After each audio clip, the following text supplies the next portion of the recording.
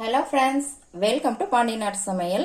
இன்னைக்கு நம்ம என்ன ரெசிபி பார்க்க போறோம் அப்படின்னா ராஜ்மா கிரேவி எப்படி பண்ண போறோங்கிறது தாங்க பார்க்க போறோம். இது ஒரு நார்த் இந்தியன் ஸ்பெஷல் ரெசிபிங்க. இது சப்பாத்தி, சாதம் இது எல்லாத்துக்குமே ஒரு சூப்பரான சைட் டிஷ். இதை நம்ம இன்னைக்கு எப்படி செய்ய போறோங்கிறது தான் பார்க்க போறோம். இந்த வீடியோவை ஸ்கிப் பண்ணாம முழுசா பாருங்க.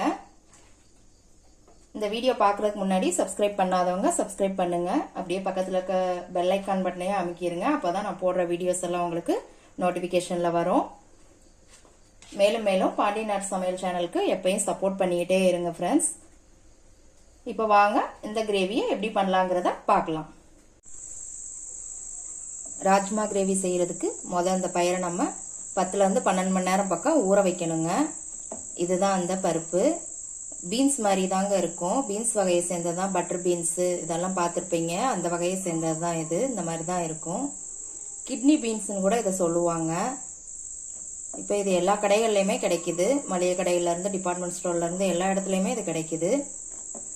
இது நீங்கள் காலையில் செய்கிற மாதிரி இருந்தால் நைட்டே ஊற வச்சிடணுங்க. நைட் செய்கிற மாதிரி இருந்தால் காலையில் ஊற வைக்கணும். மினிமம் ஒரு 10 மணி நேரமாவது ஊறணுங்க. இல்லைன்னா இது வேகாது, ரொம்ப ஹார்டாக இருக்கும். இந்த பயிர் நான் 2-3 டைம் கழுவிட்டு ஒரு 12 மணி நேரம் பக்கமே நான் ஊற வச்சிருக்கேன். அதனால தான் நல்லா பெருசு பெருசாக இருக்கு.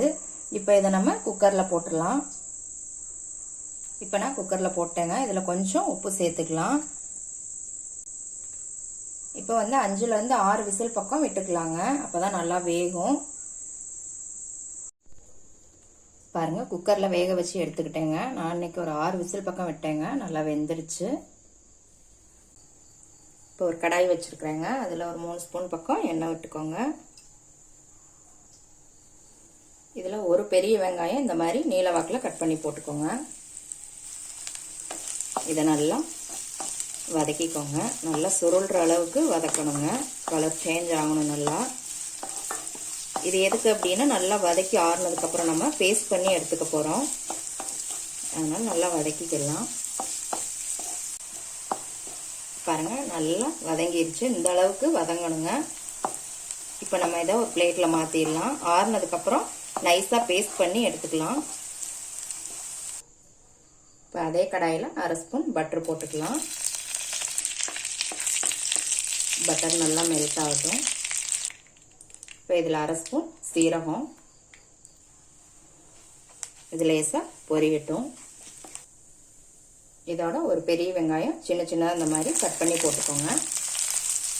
அதோட ஒரு பச்சை மிளகாய் இந்த மாதிரி சின்ன சின்னதாக கட் பண்ணி போட்டுக்கோங்க. இதை நல்லா வதக்கிக்கலாம். வெங்காயம் நல்லா வதங்கிருச்சுங்க. இப்போ 3 தக்காளி நான் நல்லா நைஸாக அரைச்சி எடுத்துருக்கிறேன். இதையும் இதில் சேர்த்துடலாம். இதையும் நல்லா ஒரு 2 நிமிஷம் வதக்கிக்கோங்க.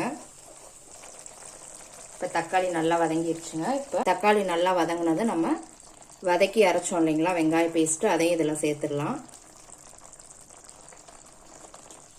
இதையும் நல்லா ஒரு நிமிஷத்துக்கு வதக்கிக்கலாம். இதோட கொஞ்சம் உப்பு சேர்த்துக்கலாம். நம்ம பயிர் வேக வைக்கும் போதே கொஞ்சம் உப்பு போட்டிருக்கோங்க. அதனால் அளவாக போட்டுக்கோங்க. இப்போ இதோட 1/2 ஸ்பூன் கரம் மசாலா தூள், ஒரு 1/4 ஸ்பூன் மஞ்சள் தூள், 1/2 ஸ்பூன் மல்லித்தூள்,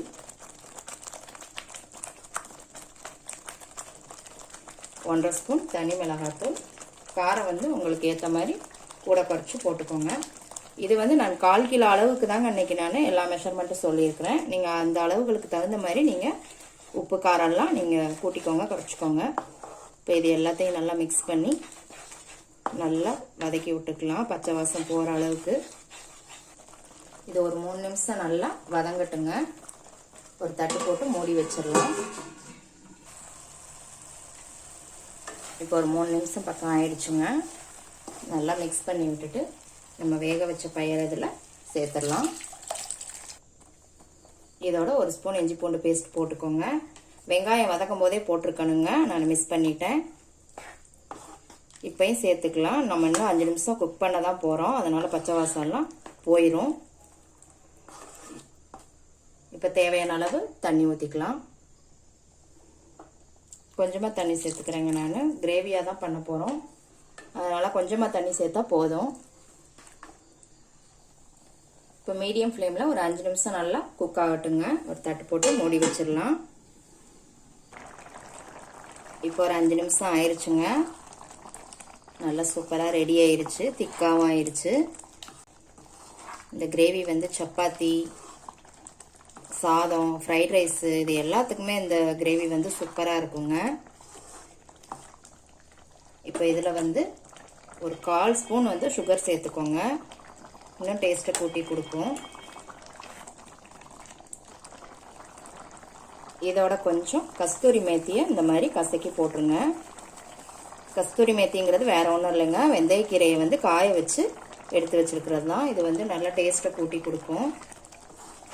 இது ஆப்ஷன் தாங்க, உங்களுக்கு போட விருப்பம் இல்லை அப்படின்னா நீங்கள் சேர்த்துக்க வேண்டியதில்லை. ஆனால் இதை போட்டு செஞ்சு பாருங்கள், டேஸ்ட்டாக இருக்கும். வெந்தயக்கீரையை க்ளீன் பண்ணி நல்லா வெயிலில் காய வச்சு எடுத்து வச்சுக்கோங்க. அவ்வளோதான், வேற ஒன்றும் இல்லை. அவ்வளோதாங்க. இப்போ சூப்பரான ராஜ்மா கிரேவி ரெடி ஆயிடுச்சு. எப்படி இருக்குன்னு பாருங்க. இந்த கிரேவியை எப்படி இருக்குன்னு செஞ்சு பார்த்துட்டு கமெண்ட்ல போடுங்க. லைக் பண்ணுங்க, ஷேர் பண்ணுங்க, சப்ஸ்கிரைப் பண்ணுங்க. கூடவே பெல் ஐக்கான் பட்டனையும் அமுக்குங்க. மறுபடியும் வேற ஒரு ரெசிபியோட சந்திக்கலாம் ஃப்ரெண்ட்ஸ். அன்போடு சமைத்து ஆனந்தமாய் உண்டு இன்பமாய் வாழுங்கள். வாழ்க வளமுடன்.